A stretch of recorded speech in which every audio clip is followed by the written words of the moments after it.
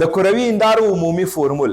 زه به تاسو ته یو حالت په نظر کې ونیسم، تصویر به یې جوړ کړو چې دا ځینې واټنونه ښه واضح وي.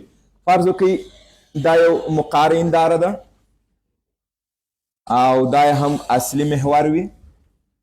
دلته فرض وکړئ محراق دی دا نقطه، دې ته به زه ووایم اف ښه اوستې وي، او دا هم مرکز دی. تصور وکړئ جسم دغه نقطه کې واقع دی، یعنی د مرکز د باندې. اوس به زه د وړانګو ډیاګرام درته رسموم نه، تصویر که رسمم کو، تصویر چیرې واقع کیږي؟ د مرکز و محراق په منځ کې. یوه وړانګه موازي راله، پر هنداره ولګېدل، دې څنګه انعکاس وکئ؟ د محراق څخه منعکسه راغله. یوه وړانګه د محراق څخه راتېره سوه او موازي د اصلي محور سره انعکاس وکئ. دا به یو اندازه داسې رسم کو.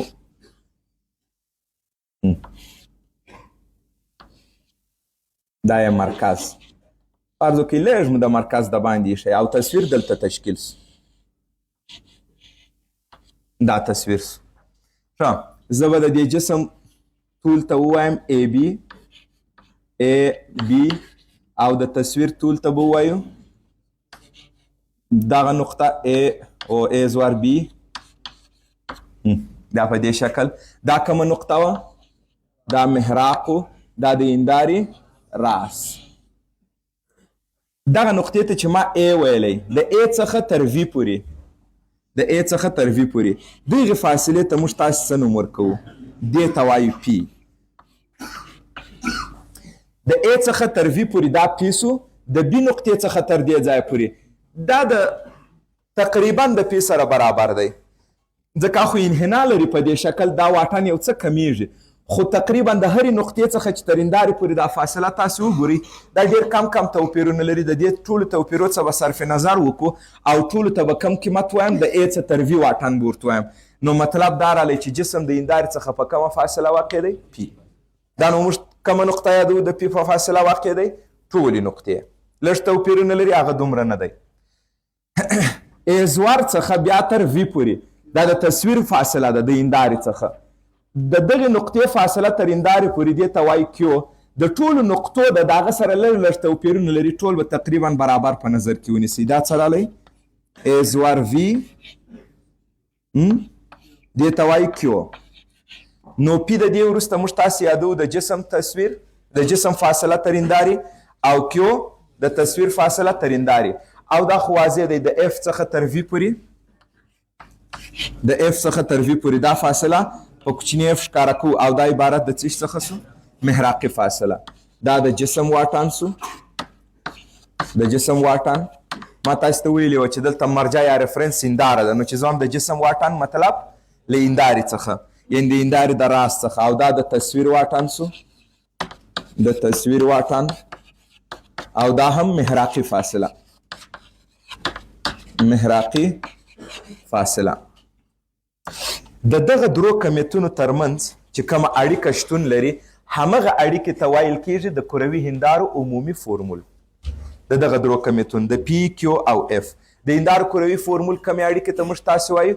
د جسم فاصله، د تصویر فاصله او محراقي فاصله. د دې درو کمیتونو ترمنځ چې کومه اړیکه رامنځته کیږي، هغه ته موږ تاسې وایو دا د کروي هندارو عمومي فورمول. ما دلته اوس تاسو ته ښکاره کړی دی په محدب په مقاره هنداره کې، مګم دا فورمول د ټولو دپاره کار ورکوي، دا د یوه دپاره نه وي. همدا خطر باندې مو نوم ورکړی د کروي هندارو. دا د ټولو دپاره صدق کوي. او دا کوم اړیکه چې دلته رامنځته کیږي ډېره زیاته یو اسانه هندسه دلته په کار ده. یوازې د مثلثونو د شباهت څخه اړیکه جوړولی شي. که زه چیرې دا نقطه دلته رامنځته کړم، دا نقطه عموداً دلته وصل کړم چې مثلث جوړ شي. فرض وکړئ دې نقطې ته نوم څه ورکړم؟ اچ. اوس دلته یو مثلث جوړ سو، دې نقطې ته به م یو نوم ورکړو، مثال څه به ورته وایي؟ جي. دا به م عموداً دلته وصل کړم. دا نقطه فکس اچ را نغله، مګم توپیر یې دومره نه دی، دا هم زه اچ درته په نظر کې نیسم. او دې نقطې ته به هم ووایو مثال جي. تاسې وګورئ دا مثلث چې دلته ایجاد شوی بي اے اف، او دا مثلث چې دلته راغلی اف اچ جي، دا دواړه یو له بل سره مشابه دي. دا مثلث چې دلته دی بی زور ا زور اف او اف ډي اچ دا دواړه مثلثونه بیا یو له بل سره مشابه دي. کله چې دوه مثلثونه یو له بل سره مشابه وي د هغوی زولي یو له بل سره متناسبې دي او مشابهت هم څنګه ښکاري. وګورئ یوه زاویه 90 ده په دې مثلث کې، په دې مثلث کې یوه زاویه څه ده 90. یوه زاویه د یوې زاویې سره متقابل براس ده. نو هر کله چې په مثلثونو کې دوې زاویې برابر سي هغه ته موږ څه وایو مشابه مثلثونه. په دې کې هم دغه خبره ده، دا زاویه د دې سره متقابل براس ده، دا زاویه 90 ده، دلته مو 90 جوړه کړې. نو دا دواړه هم یو له بل سره څه شي راله مشابه. تاسو ګورئ زه د دې د زولو نسبت ځینې راواخلم چې څنګه راځي. اول به په دې دوه مثلثو کې کار وکړو. دا زوله پر دې زولي څومره راغی ای بی پر دې زولي باندې جی ایچ ای بی پر جی ایچ. ا دې وګورئ د مثلثونو تشابه به دلته وکارو. پر کم واټنو باندې دا زوله پر دې زولي باندې وایس دا زوله څومره ده ای اف دا مساوي راځي ای اف پر اف ایچ دا رالی اف ایچ. دا هندسي فواصل دي. صحیح خبره ده. زه دا هندسي فواصل بیا تبدیلوم په نوري فواصلو باندې. د نوري فواصل څه زموږ مطلب همدا پی کیو اف دا قیمتونه دي. دا خو زموږ د هندسې څخه راواخیستی. د دغه دوه مثلثونو تشابه څخه دا اړیکه هر کله چې دوه مثلثونه مشابه د زولو نسبت یې برابر وي که نه. اوس تاسې همدا اړیکه دلته تطبیق کوئ په دې دوه دانو کې همدا اړیکه تطبیق کوئ. دا زوله څومره راځي ډي ایچ تقسیم پر دې زولي باندې ای زور بی زور. دا مساوي د څه سره راځي. اوس به دا زولي انتخاب کم. د دې مثلث او د دې مثلث دا زولي یو په بل وویشل، اوس به دا زولي وویشو. دا کومه زوله راځي اف ایچ تقسیم پر څو دا ای زور اف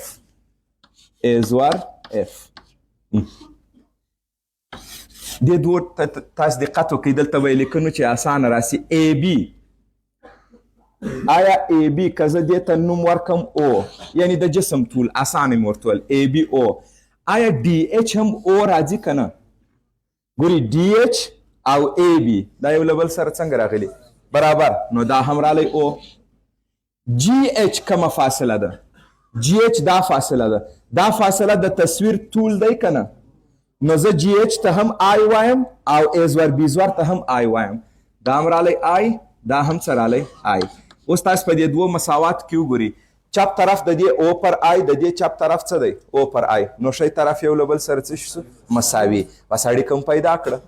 دا کوم اړیکه چې موږ لاسته راوړه دغه اړیکه په څه نامه یادیږي د کروي هندارو عمومي فورمول. اوس نو تاسو دا بل طرف چې مساوي کوي څنګه رالی ای اف پر اف ایچ دا مساوي راځي په اف ایچ پر ای زور اف.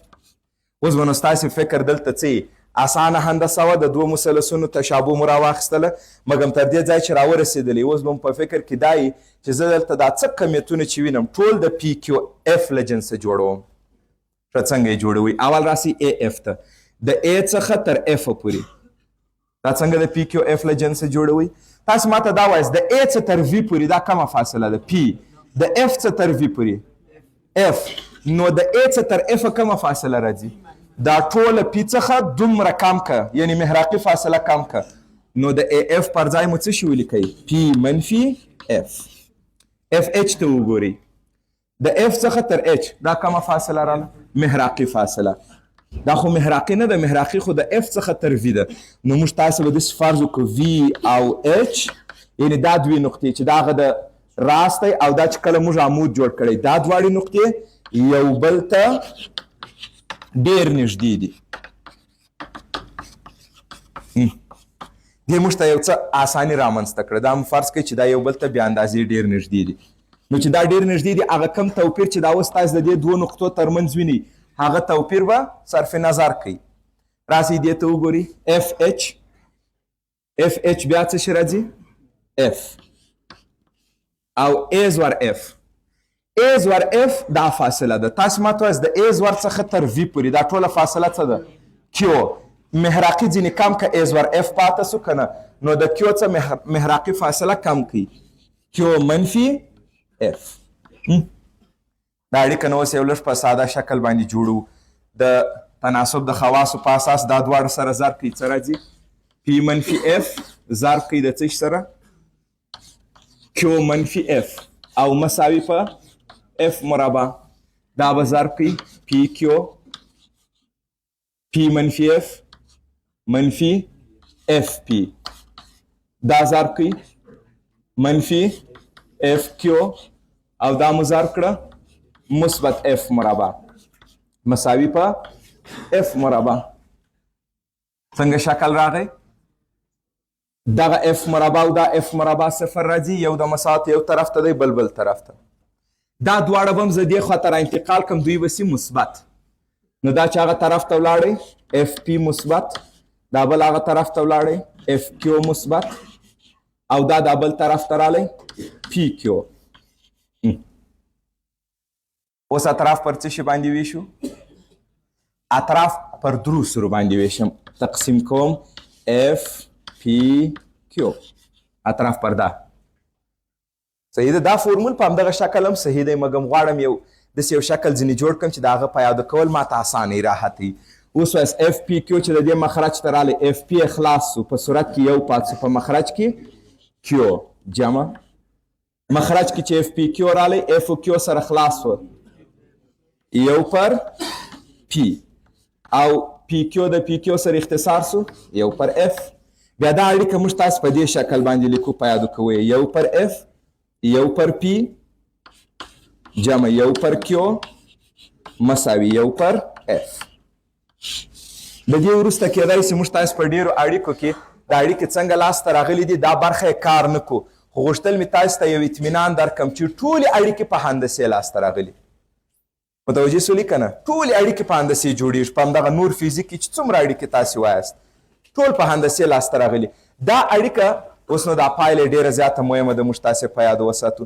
دغه اړیکه چې موږ تاسې ترلاسه کړه ظاهرا وګوري چې دا د څه شي ترمنځ ده بس دا د دغه فورمول نوم هم دی.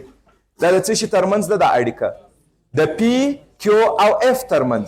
دې اړیکې ته ویل کېږي د کروي هندارو عمومي فورمول. اوس نو دا چې د کروي هندارو عمومي فورمول څه د دې نوم زما څخه څوک پوښتنه وکړي چې د کروي هندارو عمومي فورمول د کومو کمیتونو ترمنځ اړیکه ده؟ زه ورته وایم د جسم فاصله تر هندارې د تصویر فاصله تر هندارې او محراقي فاصله. بس خلاص. په دې فورمول کې یو اندازه بل تغییر هم راوستلی سو. زه دا درته وایم تاسو توجه ورته وکړئ. که په دې فورمول کې یو اندازه تغییر راولو هغه څنګه؟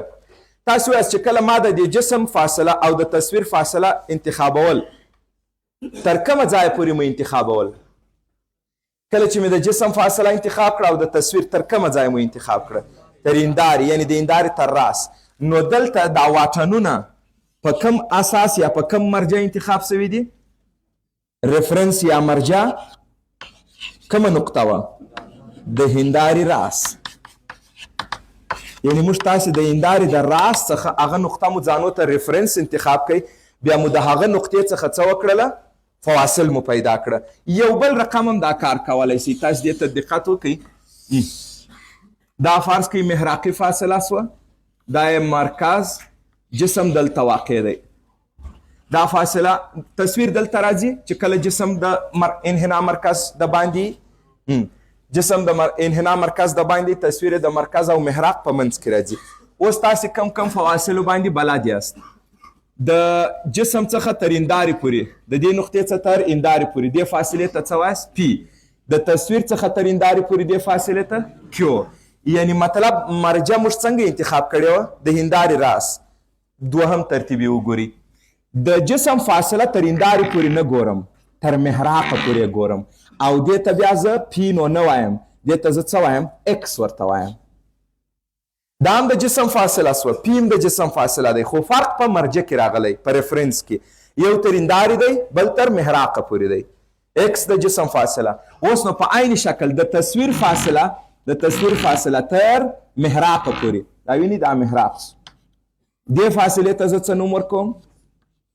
دې ته به وایم اکس زوار، یا کولی سي اکس او اکس آی ورته وایاست، یعنې د آبجکټ فاصله او د ایمیج فاصله.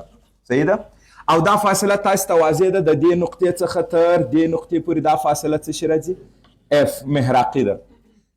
دا فاصله څه شي راځي؟ د دې نقطې څخه تر دې نقطې پورې دا فاصله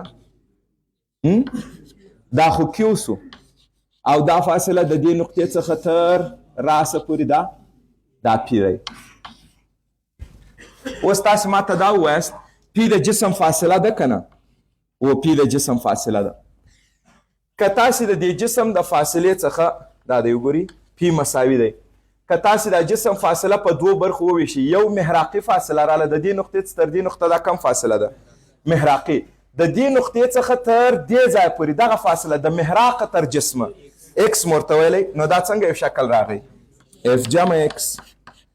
او د تصویر څخه تر هندارې پورې دې ته خو موږ تاسو ویلي وو کیو. صحیح خبره ده؟ اوس نو د تصویر څخه تر هندارې پورې کیو راغی. دا وګورئ د دې نقطې څخه تر دې نقطې پورې دا فاصله ده محراقي. د محراقه تر تصویره دې ته موږ تاسو ویلي وو اکس زوار. آیا ویلی سم چې اکس زوار او محراقي چې جمع کې کیو ورکوي؟ دا خبره کولی سئ. نو دا رالی محراقي فاصله چې جمع کوي اکس زوار دا ورکوي کیو. اوس پی او اکس دواړه د جسم فاصلې دي، یو تر هندارې یو تر محراق. کیو او اکس زوار دواړه د تصویر فواصل دي، یو تر هندارې بل تر محراق. که تاسې دغه مقدارونه راواخلئ، دا د پیو کیو اف جمع اکس اف جمع اکس زوار، که دا مقدارونه راواخلئ دلته د پیو کیو پر ځای وضع کوي او دا اړیکه ساده کوي چې دا کار تاسو کولی سئ. یو اسان الجبر دی. د دې په پایله کې به تاسو ته داسې یو اړیکه پیدا سي، اکس ضرب اکس زوار مساوي په اف مربع. دا اړیکه ستاسې لاسته راځي. د هغه اړیکې کې موږ تاسې که پیو کیو ورته ونه وایاست الفاظ یې تکرار کوي. د کومو کمیتونو ترمنځ اړیکه وه؟ د جسم فاصله، د تصویر فاصله، محراقي. وایاست په دې کې کم کم کمیتونه دي؟ د جسم فاصله، د تصویر فاصله، محراقي. نو دواړه یو رقم فورمولونه دي. فرق دا رالی چې هغه کې فواصل تر هندارې وه، په دې کې فواصل تر محراق دي. دا دواړې اړیکې تاسې کارولی سي. دا اړیکه بیا د نیوټن د فورمول په نامه یادېږي. په کروي هندارې کې دا کارولی سي. د دې اړیکې نوم څه رالی؟ د نیوټن فورمول. اوس نو موږ تاسې د جسم تصویر، د جسم او د تصویر او د محراقي فاصلې ترمنځ دوه فورمول لرو چې یوه ته وایي د نیوټن فورمول او یوه ته وایي د کروي هندارو عمومي فورمول.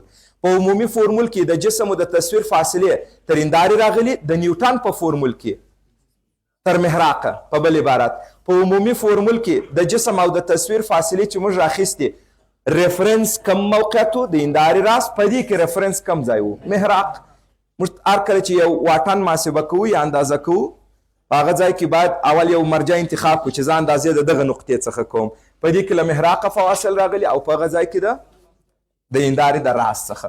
ښه، دا سوه دوه دانې فورمولونه. بل په کروي هندارو کې لوی ښودنه یا غټ ښودنه دا هم یو مهمه اړیکه ده. موږ تاسې به یې په ام باندې ښکاره کوو. ما کوچنی ام ورته وویل. په مستوي هندارې کې موږ یو اندازه دغه مطلب واضح کړی و. لوی ښودنه یا غټ ښودنه دا د تصویر او د جسم د طول نسبت دی. په یاد ولرئ د تصویر د چیرې راغلی صورت کې او د جسم طول په مخرج کې. نو د دې حاصل چې هر څومره وي دا د تصویر لویوالی بیانوي او موږ لویوالی د څه شي دپاره یادوو؟ تصویر. جسم خو فکس اندازه لري، هغه تغییر نه کوي. د هندارې مخ ته واقع دی، تصویر کوچنی راځي، لوی راځي. نو دا لویوالی مو د څه شي دپاره جوړ کړی؟ د تصویر دپاره. نو دا څنګه لاسته راځي؟ آی پر او. دا یوه اړیکه آی پر او، او دا اړیکه په دې شکل هم راځي منفي کیو پر پی. دا منفي په کوم اساس دی؟ دا اړیکه دا فورمولونه د علامې دي اوس فعلا وي. دا زه تاسو ته تشریح کوم. څلور فورمولونه راغله، څلور فورمولونه. یوه دانه بل د دوی د مساواتو څخه جوړو. آی پر او لوی ښودنه منفي کیو پر پی هم څه راغلی؟ لوی ښودنه. که دا سره مساوي کوي څه راځي؟ آی پر او مساوي منفي کیو پر پی. هغه فورمول چې ډېرترین کمیتونه یې په منځ کې راغلي او ډېر اطلاعات لري هغه دا اړیکه ده. تاسو وګورئ په دې کې څو کمیته راغلي 4 د تصویر فاصله د جسم فاصله د تصویر طول د جسم طول تاسو ته دا ټول مشخصات واضح دي آی او کیو پی دا څه ته ویل کیږي دا فواصل ټول تاسو ته واضح دي دا سوه 4 فورموله یوه دانه مو بل د دوی څه جوړ کړئ 5 چې څومره عددي محاسبات موږ تاسې کوو په کروي هندارو کې د همدغه فورمولو پر اساس یې کوو او فورمولونه هم چې وګورئ هېڅ پیچلي شکلونه نه لري ساده شکلونه لري نو په دې کې یوه ډېره زیاته مهمه او بارزښته مسله دا راځي چې کله تاسو په دې فورمولونو کې سوال حلوئ واضح خبر ده چې زه سوال حلوم یو مجهول راځي پاته په سوال کې مشخص کړي سوال حلول په دې کې ډېر اسانه کار دی خو مهمه مسله په څه کې ده چې اکثرا غلطي په هغه کې راځي په دې کې دا کم مقدارونه چې تاسو وضع کوئ دا مثبت باید وضع کوي که منفي د دوی علامه څنګه ټاکل کیږي دا ډېره به ارزښته برخه ده یعنی دا فورمولونه کې چې تاسو وینئ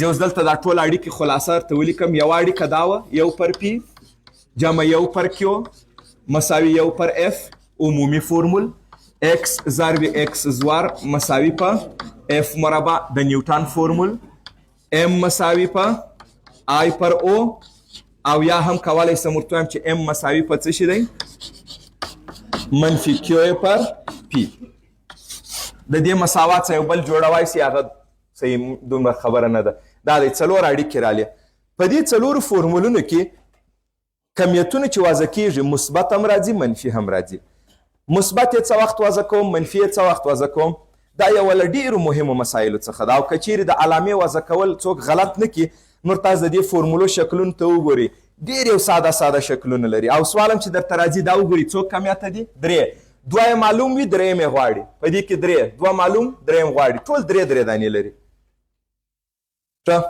راغلو د علامې برخې ته علامې مثبت یې وضع کم که منفي د علامې ټاکل هر څوک ځان ته یو میتود لري او ټول میتودونه صحیح دي په هر ترتیب باندې چې یو څوک کار کوي هغه کې غلطي نشته موږ تاسې یو ترتیب په نظر کې ورته نیسو بیا عینا همغسې ترتیب په عدسیو کې هم کاروو البته که تاسې په یو کتاب کې ولوستل چې هغوی په بل ډول علامې ټاکلې هغه هم صحیح کار دی متوجه سولئ دا داسې نه دی چې یو دایمي خبره وي ټول خلک به په مغه شکل کار کوي دا رقم نه دی موږ تاسو څه ډول ترتیب ورته لرو او زما په نظر ښه اسانه خبره هم ده اول زه د درو علامې درته وایم پی کیو اف دا به څه وخت مثبت ټاکم او دا به څه وخت منفي ټاکم سوال په دې ځای کې دی په دې کې تاسو څو کمیته لري پی اف کیو آی او ام 6 دانې دي اول راځو خبره پر دې درو دانو باندې کوو څه وخت دوی مثبت وضع کم څه وخت دوی منفي وضع کم نو زه د درو سورو دپاره درته وایم هغه وخت به تاسې د دوی مقدارونه مثبت وضع کوئ چې دا حقیقي وي او هغه وخت به یې منفي وضع کوئ چې دا مجازي وي نو موږ تاسو د پی کیو اف علامې په څه شي حساب باندې وټاکلې حقیقي و مجازي له مخې په دې درو کې هر یو چې حقیقي و مثبت دی که مجازي و منفي دی متوجه سولئ ښه اوس نو تاسو راته اف حقیقي وي که مجازي دا نو بیا زموږ تاسو دا دی په مقاره کې محراق مجازي دی په مقاره کې محراق حقیقي دی نو فاصله یې باید څه راسي مثبت او په محدبه کې محراق مجازي دی فاصله یې باید څه راسي منفي دا ما تاسو څوک په سوال کې نه وایي دا باید زموږ تاسو زده وي تصویر که حقیقي و مجازي مثبت او که مجازي و منفي جسم هم مجازي راتلی سي په یوې دانې هندارې کې نه اما کله چې مسله د ترکیب سي چې یوې هندارې تصویر تشکیل کوي د هغه تصویر بلې هندارې ته جسم فرض کو په هغه صورتو کې بیا راتلی سي صحیح ده دا بیا موږ تاسو په ترکیب کې وایو چې کله ترکیب ووایو د عدسیو دا مسایل دا درته واضح کیږي اوس دومره په هوسئ چې دا قانون کې دی هم راغی مګم جسم دا موږ تاسې چې یوې هندارې کې د تصویر تشکیل وایو جسم دا یې څه ډول وي حقیقي وي اما که په سوال کې د ترکیب مثلا نه یو څوک قصدن په سوال کې ذکر کې چې جسم مجازي دی بیا موږ فاصله منفي وضع کوو د مجازي جسم مطلب دا وي چې یوې هندارې تصویر تشکیل کړی دی دا تصویر د بلې هندارې دپاره جسم منل سوی دی اوس نو دا تصویر چې بل هندارې ته جسم منل سوی دی دا یا حقیقي جسم راځي یا مجازي جسم. که دا تصویر هندارې ته چې جسم راغلی که دا تصویر حقیقي وي بیا جسم هم حقیقي وي، که تصویر مجازي وي مجازي راځي. دا موږ تاسې بیا په ترکیب کې وایو. فعلا باید څه رقم دا موضوع تاسې زده کوئ. که په سوال کې د مجازي لفظ ورسره وویل د پی دپاره پی حتما معلومات درکوي چې حقیقي دی که مجازي، او که هیڅ د مجازي لفظ ذکر نه کوي بس پی هر وخت حقیقي وي موږ هم فاصله څنګه لیکو؟ مثبت. ښه د درو دانو مسله دا راله. لوی ښودنه د ام په مقدار خو تاسو پوهېږئ چې څه معنا لري. که ام درې راسي مطلب تصویر درې چنده دی د جسم، که ام یو پر دوه راسي مطلب تصویر نیمایي د جسم دی. زه اوس دلته د علامې مسله درته یادوم. ام او آی دا دوه دانو ده، دوی به څه وخت مثبت وي او دوی به څه وخت منفي وي. ام او آی دا څه وخت مثبت او څه وخت منفي. که چیرې تصویر راسته وي که چیرې تصویر راسته وي دا څنګه درته راځي؟ مثبت. او که تصویر چپه وي دا څنګه راځي؟ منفي. اوس خو بس تاسو څخه مسله نه غلطیږي. پی کیو اف د حقیقي مجازي په حساب علامت تعینوو او د ام او آی علامه د چپه او راسته په حساب تعینوو. او موږ تاسې د کم یوه علامې تعینوو چې کله سوال حلوو؟ د معلوم مقدارونو. د مجهول علامه په موږ پورې اړه نه لري. مثال موږ تاسو ته سوال راغلی وایي په محدب هندارې کې تصویر فاصله پیدا کوي کیو. ښه خبر یاست چې تصویر په محدب هندارې کې دایما څه ډول وي؟ مجازي. خو ته به دا نه وضع کوې منفي. موږ د کومو مقدارونو علامې وضع کوو په فورمول کې مثبت منفي؟ معلوم. مجهول څنګه دی؟ هم مقدار مسؤلیت فورمول اخي او هم د علامې مسؤلیت فورمول اخي. صحیح ده؟ اوس نو لکه څنګه چې موږ تاسې د علامو ته مطالب ذکر کړه نو که دوی موږ په دغه منفي علامو پیدا کړو بیا هم دا معنا ورکوو. مثال دوی ښودنه محاسبه کړه جواب یې رالی منفي 4. صحیح ده؟ اوس دا څنګه تحلیل کوئ دا خبره؟ موږ تصویر 4 چنده د جسم دی او چپه دی ځکه موږ ام منفي یې څه یاد کړی و؟ چپه. په سوالو کې دا خبره واضح کوو. پاته سو او دا عبارت د څه څخه سو؟ د جسم طول. دا د تصویر طول و. د جسم طول سره څنګه مسله کوئ؟ دا داسې یو کمیت دی چې دا دایما څنګه درته راځي؟ مثبت. نو یوازنی کمیت چې دایمي مثبت راځي هغه څه شي راغی؟ د جسم طول. ولې؟ خو جسم که چپاوي څنګه دی؟ موږ تاسې نه ویلي چې جسم په هر حالت کې وي دغه حالت ته موږ تاسې څه وایو؟ راسته. نو دا راسته توب د جسم د وضعیت موږ معلومو. نو جسم ابدا څنګه فرض کیږي؟ راسته. چې جسم په هر وضعیت کې دی هغه وضعیت ته موږ تاسې وایو چې دا راسته وضعیت دی. نو او یوازنی کمیت سو چې دایم به څنګه درته راځي؟ مثبت. نور کمیتونه مثبت راځي که منفي راځي تاسې د دې علامه باید صحیح وټاکئ.